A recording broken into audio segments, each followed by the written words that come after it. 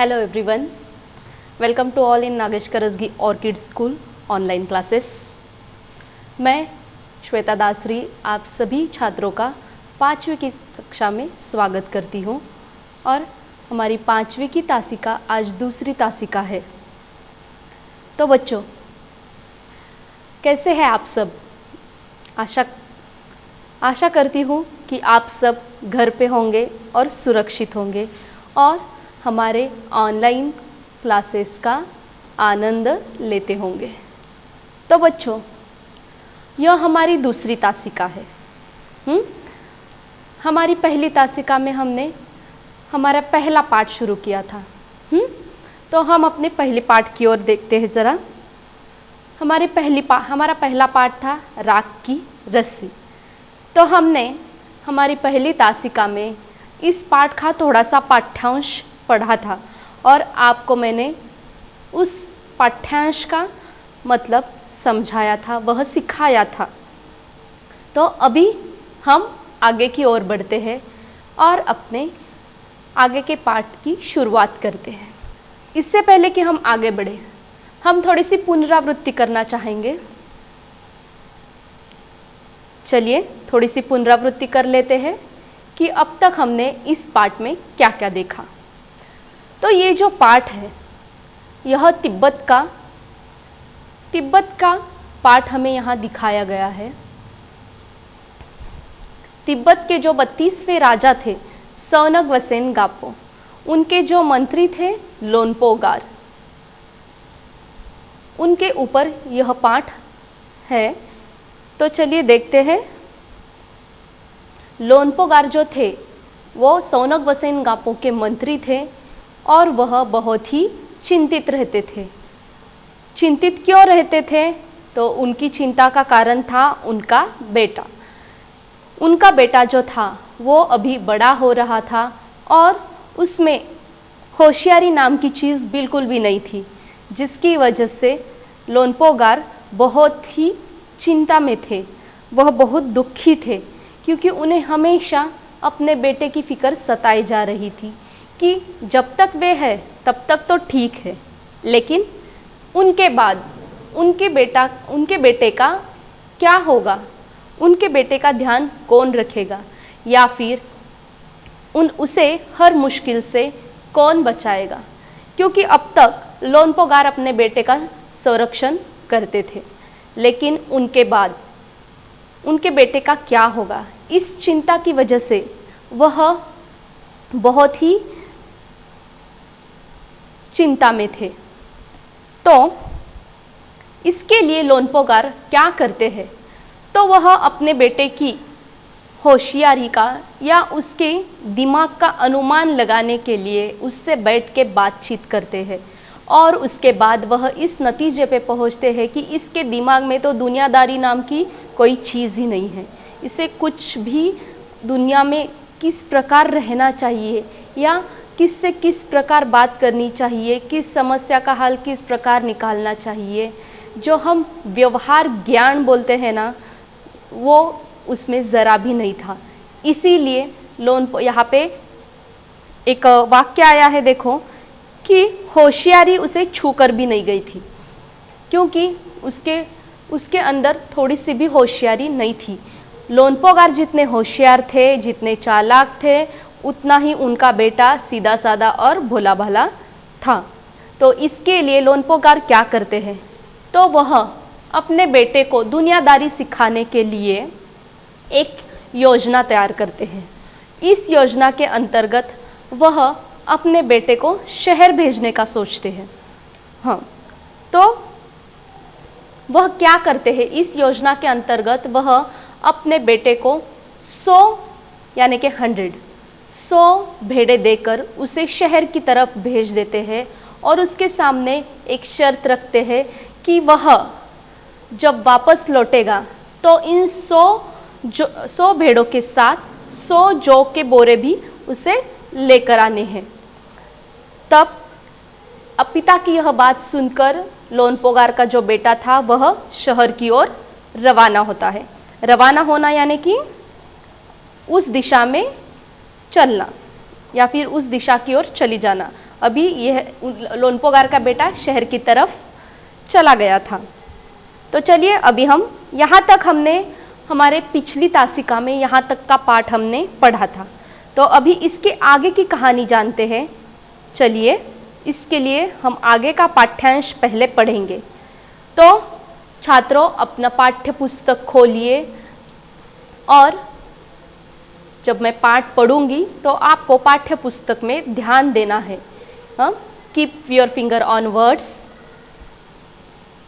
And read after me. Okay, तो चलिए आगे का पाठ देखते हैं।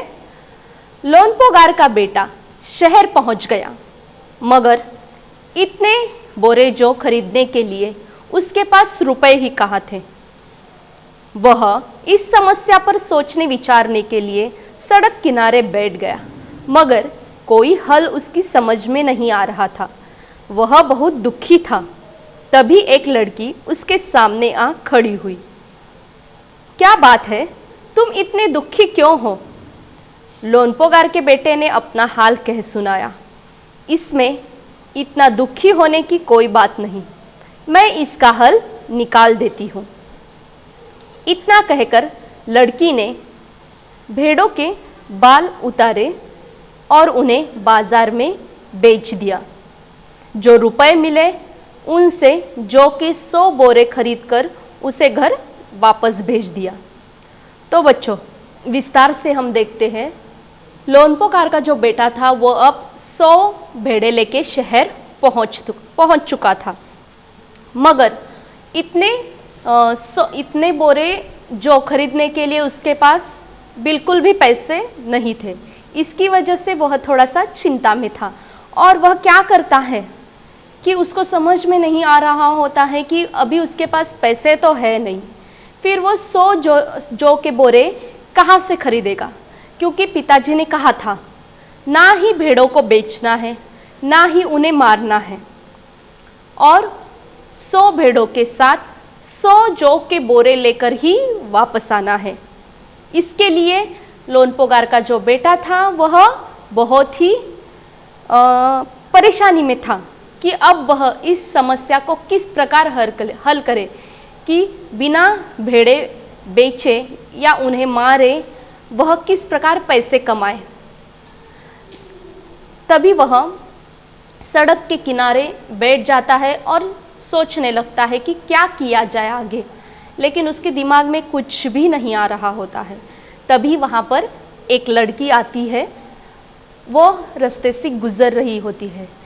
लोनपोगार के बेटे को सड़क के किनारे बैठा देख वह उसके पास जाती है और उसे पूछती है, क्या हुआ, तुम इस प्रकार क्यों बैठे हो, क्या समस्या है?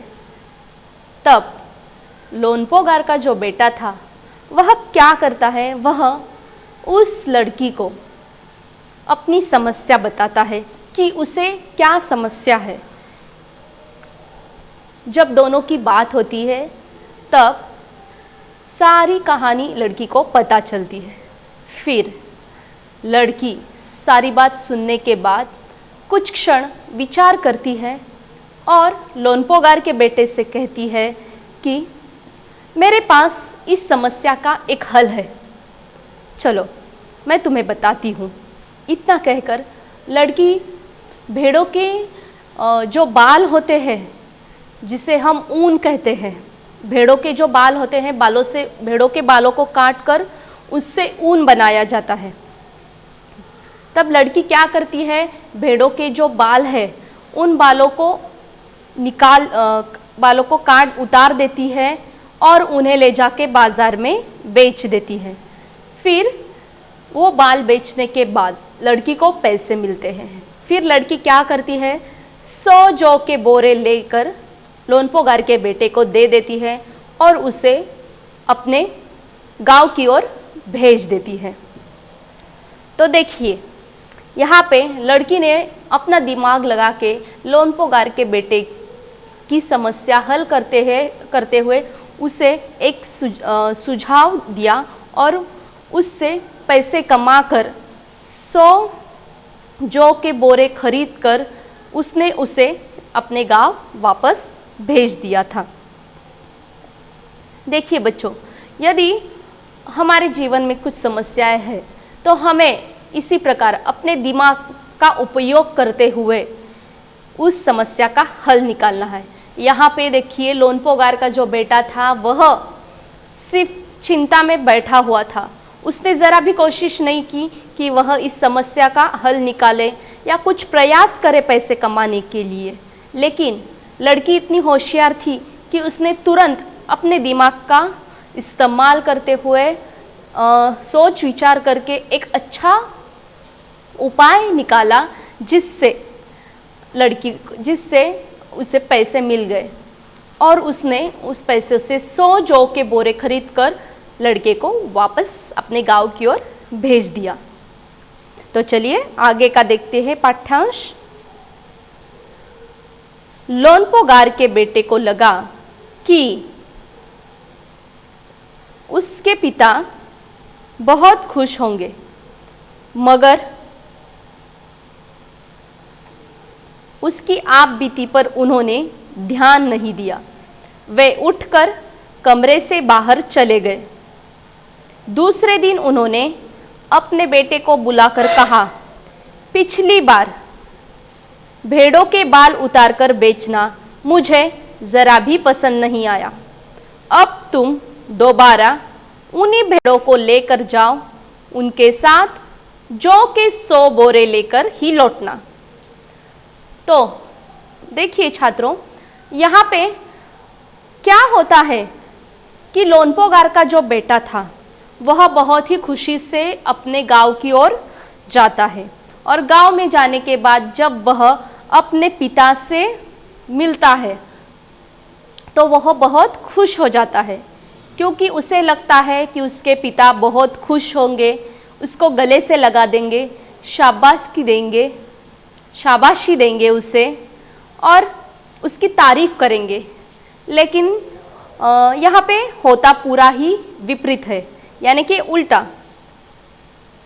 जब वह अपने पिता को आप बीती बताता है, आप बीती यानी अपने ऊपर घटी हुई कोई घटना या जो भी अपने साथ हुआ है वह हकीकत किसी और को बताना, उसे आप बीती कहते हैं। तो यहाँ पे इस प्रकार लोनपोगार का जो बेटा है वह जब गांव पहुँचता है तो खुशी से अपनी आप बीती अपने पिता को बताता है और 100 भेड़ों को 100 जौ के बोरों के साथ अपने पिता के हाथ में पिता को सौंप देता है। लेकिन यह सब देखकर और सुनकर लोनपोगार जरा भी खुश नहीं होते। वह सीधा उठते हैं और अपने कक्ष में चले जाते हैं। कक्ष यानी कि अपना कमरे में चले जाते हैं, क्योंकि उन्हें ये जरा भी पसंद नहीं आया। भेड़ों के बाल उतार कर बेचना, उससे पैसे कमाना और फिर उन पैसों से जौ के 100 बोरे खरीद कर गाँव वापस लौटना, ये उन्हें ज़रा भी पसंद नहीं आया था। तो वो क्या करते हैं, अपने बेटे को कमरे में बुलाते हैं और उससे बोलते हैं कि तुमने ये जो किया है, भेड़ों के बाल उतारकर उन्हें बेचकर जो पैसे कमाए हैं तुमने और उन पैसों से तुमने जो 100 जौ के बोरे खरीद कर लाए हैं, वह मुझे कतई पसंद नहीं आया। इसलिए अब मैं तुम्हें दोबारा उन्हीं भेड़ों के साथ शहर भेजूंगा और तुम्हें वापस आते समय फिर से 100 जौ के बोरे लेकर ही वापस आना है। तो लोनपोगार फिर से अपने बेटे को शहर की तरफ भेज देते हैं और इस बार भी वही शर्त रखते हैं कि 100 भेड़ों के साथ 100 जौ के बोरे लेकर ही वापस आना है और इस दौरान फिर से ना ही भेड़ों को बेचना है, ना ही भेड़ों को मारना है, लेकिन वापस आते समय 100 जौ के बोरों के साथ ही वापस आना है। तो चलिए आगे का पाठ्यांश देखते हैं। एक बार फिर निराश लोनपोगार का बेटा शहर में उसी जगह जा बैठा जहां न जाने क्यों उसे यकीन था कि वह लड़की उसकी मदद के लिए ज़रूर आएगी, और हुआ भी कुछ ऐसा ही। वह लड़की आई उसने उससे अपनी मुश्किल कह सुनाई। अब तो बिना जौ के 100 बोरों के मेरे पिता मुझे घर में नहीं घुसने देंगे। लड़की सोच कर बोली, एक तरीका है। उसने भेड़ों के सींग काट लिए, उन्हें बेचकर जो रुपए मिले उनसे 100 बोरे जौ खरीदे। बोरे लोनपोगार के बेटे को सौंपकर लड़की ने उसे घर भेज दिया। तो बच्चों, एक बार फिर लोनपोगार का जो बेटा था वह शहर पहुंच जाता है और फिर उसी जगह पे जाके चिंता की स्थिति में बैठ जाता है। न जाने क्यों उसको ये यकीन था कि कहीं ना कहीं से ज़रूर ये लड़की मुझे आके यहाँ पे मिलेगी। इस आशा में वह फिर से वहाँ पे जाके बैठ जाता है उस लड़की की राह देखते हुए, क्योंकि उसके मन में उसको ये विश्वास था कि इस बार भी वह लड़की आके उसकी मदद ज़रूर करेगी। क्योंकि देखिए बच्चों, यदि हमारे घर की कोई व्यक्ति या कोई हमारी अच्छी सहेली या कोई हमारा मित्र, यदि हम जब भी किसी परेशानी में होते हैं या किसी समस्या में होते हैं, तो यदि वह हमें बार बार मदद करता है या मदद करती है, तो या हमें कोई उस समस्या का हल निकाल के देते हैं, तो हमें ये आदत पड़ जाती है, यानी कि हम परावलंबित होने लगते हैं, आत्मनिर्भर नहीं रहते। तो इसी प्रकार लोनपोगार के बेटे की इस लड़की ने जिस प्रकार मदद की थी, इस बार भी लोनपोगार के बेटे को यह उम्मीद थी कि वो लड़की फिर से वापस आएगी और उसकी मदद ज़रूर करेगी। इसी प्रकार हमें भी यदि बार बार कोई हर चीज़ के लिए मदद करता है तो हम आलसी हो जाते हैं। हम खुद से प्रयत्न करना या खुद से उस समस्या का हल निकालना, विचार करना भी छोड़ देते हैं।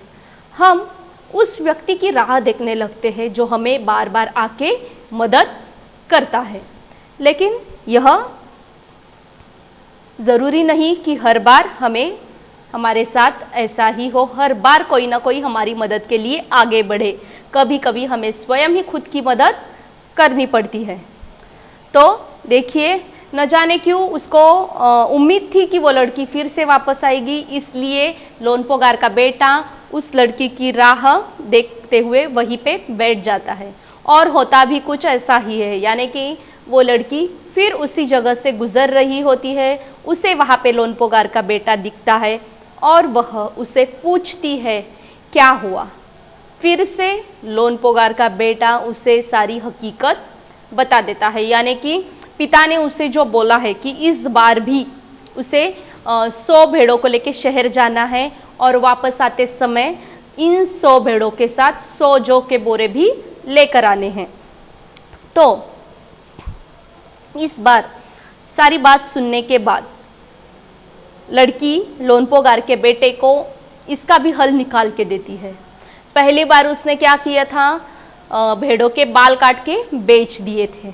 तो इस बार लड़की के दिमाग में आता है कि वो क्या करती है, भेड़ों के जो सींग होते हैं, सींग सबको मालूम है, हाँ, भेड़ों के जो सींग होते हैं उन्हें काट कर बेच देती है। जानवरों की बहुत सी चीज़ें बाज़ार में बेची जाती है जिससे पैसे भी लोग कमाते हैं। तो यहाँ पे भी दिखाया गया है कि पहली बार लड़की ने भेड़ों के बाल उतार कर बेच दिए जिससे उसको पैसे मिले और उस पैसे से उसने 100 जौ के बोरे खरीद लिए थे। तो इस बार लड़की क्या करती है, तो इस बार लड़की भेड़ों के जो सींग होते हैं वो सींग काट के बाज़ार में जाके बेच देती है, जिससे उसको अच्छे खासे पैसे मिल जाते हैं। और फिर वह उस पैसों से 100 के जो बोरे लेके लोनपोगार के बेटे को दे देती है और उसे अपने गांव की ओर भेज देती है। चलिए आगे क्या होता है देखते हैं। भेड़ें और जौ के बोरे पिता के हवाले करते हुए लोनपोगार का बेटा खुश था। उसने विजयी भाव से सारी कहानी कह सुनाई। सुनकर लोनपोगार बोले, उस लड़की से कहो कि हमें 9 हाथ लंबी राख की रस्सी बना कर दे। उनके बेटे ने लड़की के पास जाकर पिता का संदेश दोहरा दिया। लड़की ने एक शर्त रखी, मैं रस्सी बना तो दूंगी, मगर तुम्हारे पिता को वह गले में पहननी होगी। लोनपोगार ने सोचा, ऐसी रस्सी बनाना ही असंभव है, इसलिए लड़की की शर्त मंजूर कर ली।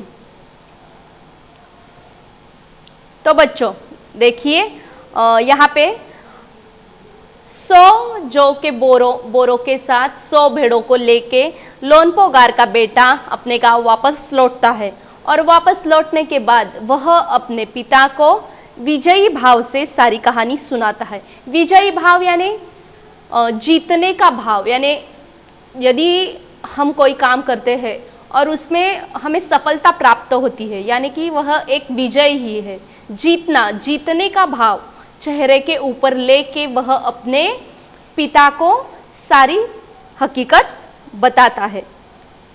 लेकिन यह सुनकर तो लोनपोगार और गुस्से में आ जाते हैं। उन्हें ये बात तो ज़रा ही पसंद नहीं आती कि इस बार इन्होंने भेड़ों के सींग काटकर बेच दिए। इस बार वो और भी ज़्यादा क्रोधित होते हैं।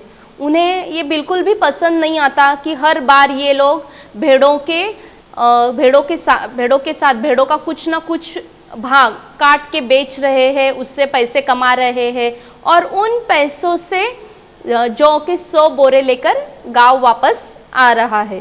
तो यह बात लोनपोगार को ज़रा भी पसंद नहीं आती। फिर वह क्या करते हैं कि वह अपने बेटे को बोलते हैं कि तुमने ये जो किया इस बार, ये तो मैंने कभी सोचा भी नहीं था कि तुम हर बार भेड़ों का कोई ना कोई भाग काट के बेच के पैसे कमाओगे।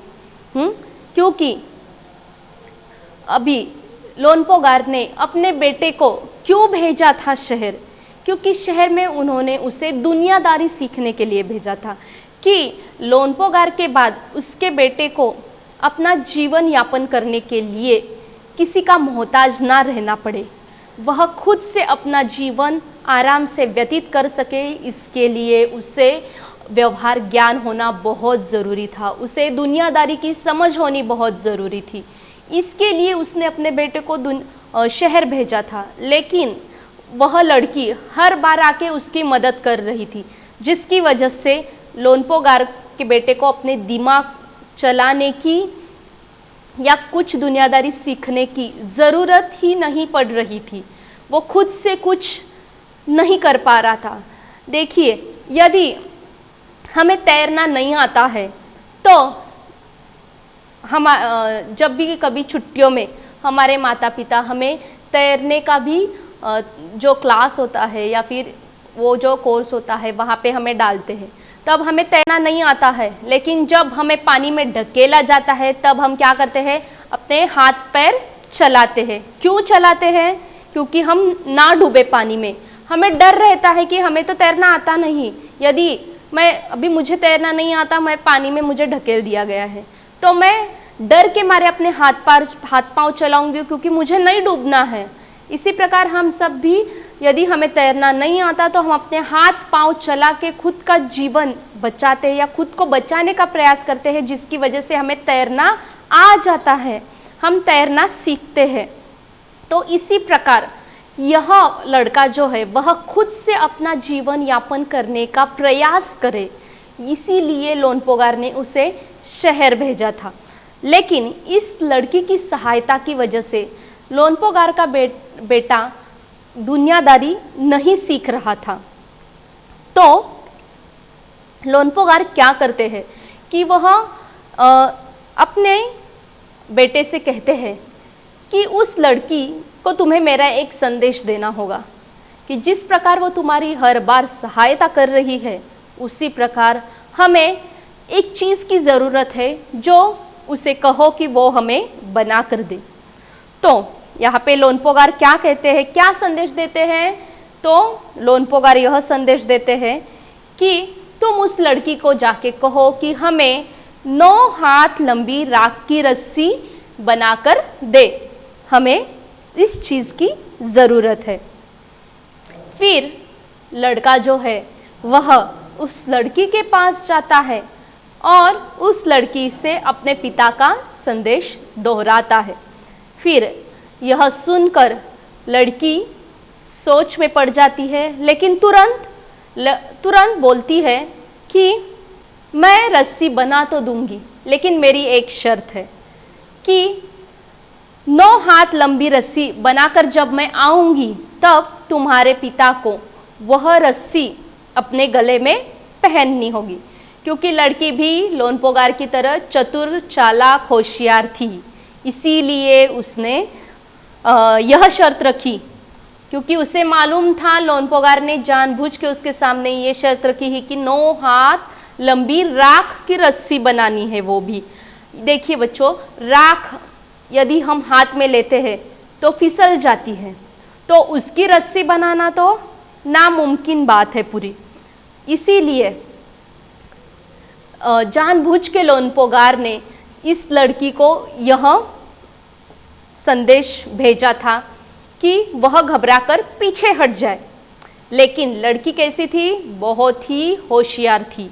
लड़की ने अपनी चतुराई का उपयोग करते हुए तुरंत उसके सामने एक और शर्त रख दी कि मैं 9 हाथ लंबी राख की रस्सी बना तो दूंगी, मगर आप लोनपोगार को इसे पहनना होगा, क्योंकि राख की रस्सी बनाना तो असंभव था। तो लोनपोगार सोचते हैं कि राख की रस्सी बनाना तो असंभव बात है, इसलिए राख की रस्सी बनाना तो असंभव बात है, इसलिए उन्होंने लड़की की शर्त मंजूर कर ली और कहा कि 9 हाथ लंबी राख की रस्सी बनाकर ले आओ। तो देखिए आगे क्या होता है। अगले दिन लड़की ने 9 हाथ लंबी रस्सी ली, उसे एक पत्थर की सील पर रखा। पत्थर की सील यानी फर्श का एक टुकड़ा रहता है, उसके ऊपर का जो भाग होता है, सतह है, उसे कहते हैं पत्थर की सील। तो इस प्रकार लड़की एक 9 हाथ लंबी रस्सी लेती है और उसे उस सील पर रखकर जला देती है। जलने के बाद रस्सी पूरी राख बन जाती है और उसी आकार की उस सील पर राख की रस्सी बन जाती है। फिर वह उस रस्सी को लेके लोनपोगार के पास जाती है और अब कहती है कि आप इसे पहन लीजिए। लेकिन लोनपोगार आश्चर्यचकित हो जाता है कि ये लड़की इतनी होशियार किस प्रकार निकली। तो वो क्योंकि शर्त ये थी कि लड़की अगर 9 हाथ लंबी राख की रस्सी बनाकर लाएगी तो लोनपोगार उसे गले में पहन लेगा। लेकिन लोनपोगार को लगा था कि यह तो असंभव बात है, ये तो होने से ही नहीं रहा, इसलिए उसने शर्त मान ली थी। लेकिन जब हकीकत में उसके सामने 9 हाथ लंबी राख की रस्सी आती है तब वह परेशानी में पड़ जाता है और हैरान भी हो जाता है। लेकिन तब भी वह अपनी चतुराई का इस्तेमाल किस प्रकार करता है देखो।